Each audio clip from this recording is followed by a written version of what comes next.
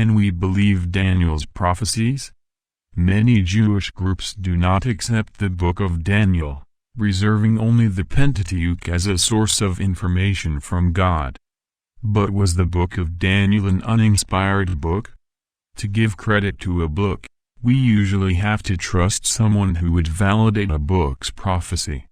For those who are Christians, the word that would be most credited is the word of Jesus Christ. In Matthew 24:15, Jesus refers to the prophecies in the book of Daniel, defining the prophetic future contained in every verse in Matthew 24. So in addition to the fact that Daniel is a prophetic book, we also have that Jesus quotes the book of Daniel, defining that he refers to prophecies after Jesus on this earth. And in Matthew 24 we have to quote end-time prophecies, defining that Daniel is linked to prophecies for the end of the world. Jesus was quoting Jerusalem under siege in 70 after Christ, as we read in Luke 21:20. And the reference to this text can be seen in Daniel 9:27, in which he quotes the life of Christ in covenant with the people, and then the coming of the despoiler, which would represent the destruction of Jerusalem.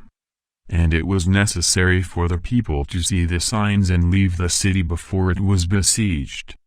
What we have clearly is that Daniel is a book validated by Christ, and that it also speaks of prophecies after Christ's life on earth. Daniel is a book with a strand written in Aramaic, which clearly links the story that Daniel was in the Assyrian region, thus proving the veracity of the book. We can see the oldest documents in the book of Daniel, in the Dead Sea manuscripts dated 125 before the birth of Christ.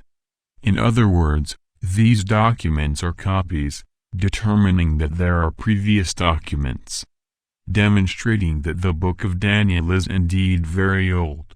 In this way, we can have several characteristics of truthfulness in the book of Daniel. In fact, for the Christian, having Jesus as the one who quotes Daniel's prophecies, it is enough to give credit to the book of Daniel.